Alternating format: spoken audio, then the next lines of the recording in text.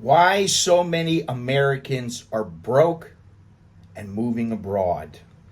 You ever get the feeling no matter how hard you work, you're just treading water? This feeling is just not in your head. It isn't just in your head. Most Americans are broke, and it's not just the poor. Even six-figure earners are living paycheck to paycheck. Debt is exploding, savings are gone, and the cost of just existing keeps rising. That's why more and more Americans are saying enough and leaving the country altogether. So let's not really talk about, let's really talk about what's going on and why living abroad might not just be a dream, but it's kind of a lifeline. I'm Scott. I'm an American in Bangkok. I've been living here for over 30 years. If you like this video, please click like. If you've yet to subscribe, please subscribe. Please hit the notification bell so you'll be notified of all the upcoming videos and live streams.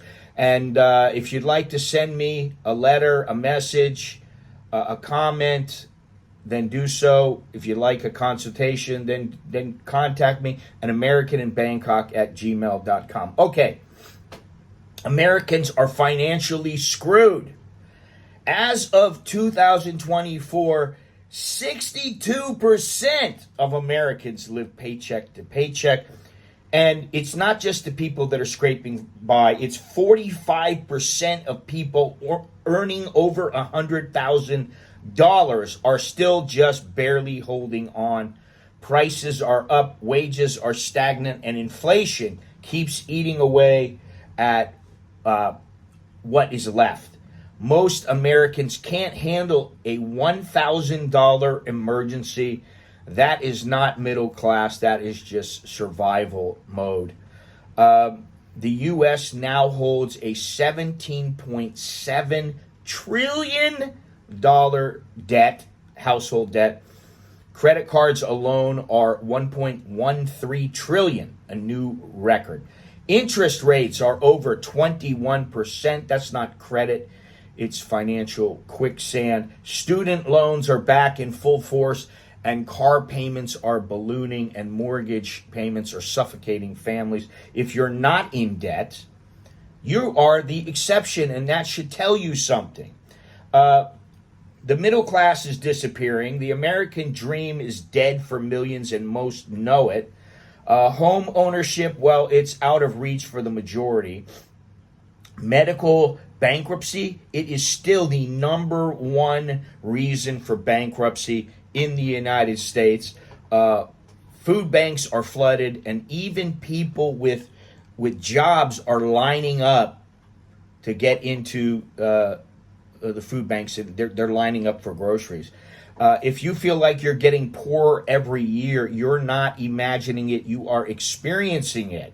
So, the case for leaving. Countries like Thailand, Portugal, Ecuador, Mexico, Georgia, Albania, they offer a radically different lifestyle. You can eat well, live well, and breathe easier for just a fraction of what it costs to live in the United States.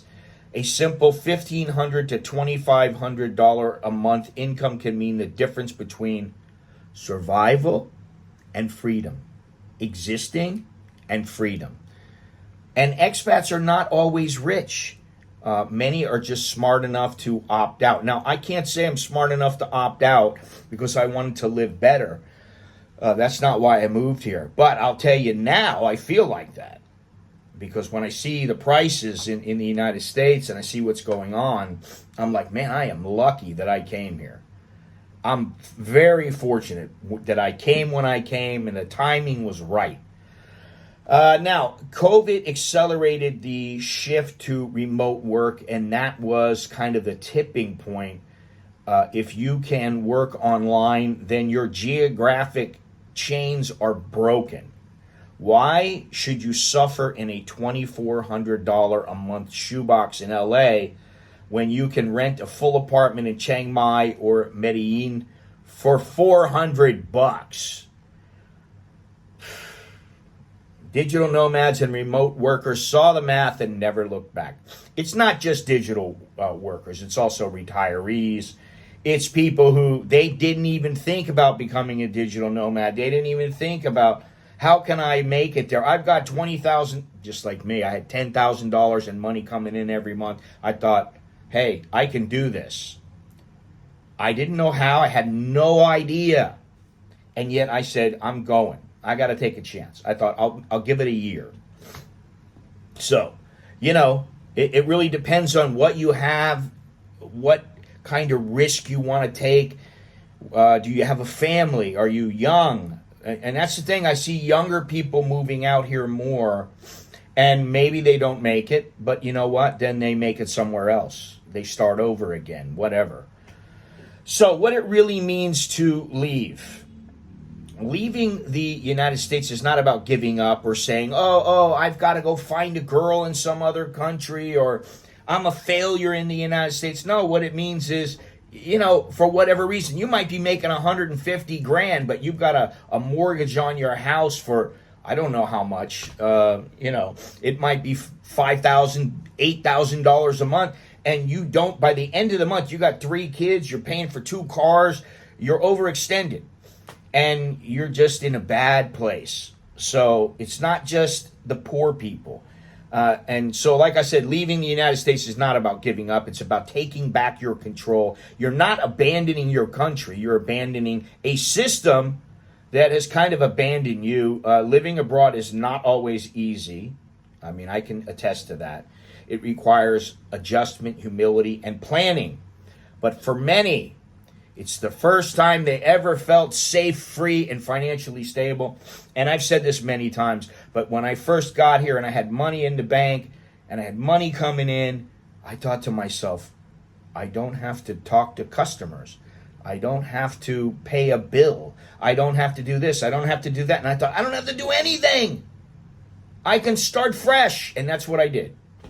Great feeling. That was the best feeling. Now, I don't have the same feeling now, because I got a wife and 2 kids, but that was 31 years ago. Okay, so many Americans are barely holding it together regarding of their income level. The system is rigged to keep people dependent on debt and stuck in survival mode. Moving abroad is becoming a rational, strategic decision, not a fantasy. If you want peace of mind, financial freedom, and a real shot at happiness, look beyond your border. I would say that's something that you have to do. I'm not saying that everyone should pack their bags and flee America. But, let's be honest. The system is broken for millions. I mean, just look at the healthcare system. Forget about it. I can't even believe it. Here, I think here is getting a little bit expensive. If I went back to the United States and had to pay a full price for something in the hospital, I would just be beside myself. I don't know, but fortunately I have VA coverage and I'm okay, I hope. So the system is kind of crushing people who've done everything right, and while the politicians argue and the corporations get richer, regular Americans are falling through the cracks. You don't have to accept that. You don't have to wait for things to get better.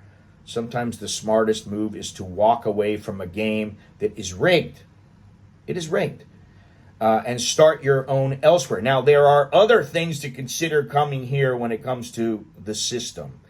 But we'll get into that in another video. Leaving the United States is not an escape. It's a strategy. And a lot of people, it's their first time. For a lot of people, it's their first time in their life that they've been able to breathe. Okay, so that's all I have. I hope you learned a little something. Remember to smash the like button, subscribe, and hit the notification bell.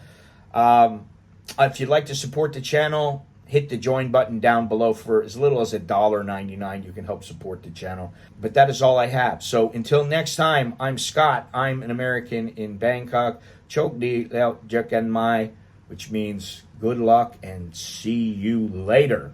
Take care.